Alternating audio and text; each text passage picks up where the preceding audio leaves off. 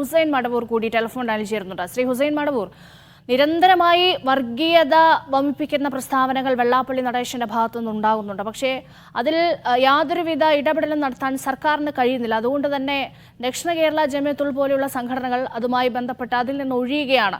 ഇവിടെ ഒഴിഞ്ഞു പോകേണ്ടത് വെള്ളാപ്പള്ളിയാണ്, മാറ്റി നിർത്തേണ്ടത് വെള്ളാപ്പള്ളിയാണ്. ഇത് എന്തൊരു നീതിയാണ്? അല്ല, ഇതിപ്പോ ഇന്നോ ഇന്നലെയോ തുടങ്ങിയതല്ല. ഇപ്പൊ കേരളത്തില് ഒരുപാട് സമുദായങ്ങളുണ്ട്. മുന്നോക്ക സമുദായങ്ങളുണ്ട്, പിന്നോക്ക സമുദായങ്ങളുണ്ട്, ന്യൂനപക്ഷങ്ങളുണ്ട്, ഭൂരിപക്ഷങ്ങളുണ്ട്, അതുപോലെ ദളിത് വിഭാഗങ്ങളുണ്ട്. ഇവരെ കുറിച്ചൊക്കെ പഠിക്കുവാൻ ഒരുപാട് കമ്മീഷനുകളെ സംസ്ഥാന ഗവൺമെന്റും കേന്ദ്ര ഗവൺമെന്റും നിശ്ചയിച്ച് അതിന്റെ റിപ്പോർട്ട് നമ്മുടെ മുമ്പിലുണ്ട്. അത് മുമ്പിലുണ്ടായിരിക്കെ വെള്ളാപ്പള്ളി ഇങ്ങനെ മുസ്ലിം സമുദായം കൂടുതൽ നേടി സർക്കാർ അവർക്ക് കൂടുതൽ കൊടുത്തു എന്ന് പറയുന്നത് ഒരു പ്രാവശ്യം പറയുകയാണെങ്കിൽ ഒക്കെ നമുക്കൊരു അബദ്ധമാണത് എന്ന് വിചാരിക്കാം. പക്ഷെ ഇത് ആവർത്തിച്ചുകൊണ്ടേ ഇരിക്കുമ്പോൾ ഇനി അത് ക്ലിയർ ചെയ്യേണ്ടത് സർക്കാർ തന്നെയാണ്. കാരണം ഒരു നിമിഷം കൊണ്ട് സർക്കാർ ഓഫീസുകളിൽ നിന്ന് ഇവിടുത്തെ ഉദ്യോഗ രംഗത്തും വിദ്യാഭ്യാസ രംഗത്തും സാമൂഹിക രംഗത്തും ഒക്കെ ഓരോ സമുദായങ്ങളുടെയും കണക്ക് കിട്ടും.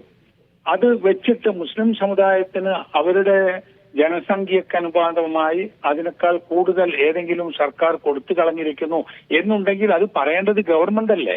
അപ്പൊ ഞാൻ മനസ്സിലാക്കുന്നത് ഒരു വെള്ളാപ്പള്ളി ഇത് പറയുന്നു എന്നുള്ളത് പ്രശ്നമാക്കി നടക്കുന്നതിലേറെ സർക്കാർ അതിന്റെ കാര്യം പുറത്തു വരണം. കഴിഞ്ഞ നിയമസഭാ തെരഞ്ഞെടുപ്പിന് മുമ്പ് ഇതേമാതിരി ഒരു ഇഷ്യൂ ഉണ്ടായിരുന്നു. അതായത് കേരളത്തിലെ മദ്രസകൾക്ക് ലക്ഷക്കണക്കിന് അധ്യാപകർക്ക് സർക്കാർ വലിയ തുക ശമ്പളം നൽകുന്നു എന്ന് പ്രചരിപ്പിച്ചു ചില ആളുകള്.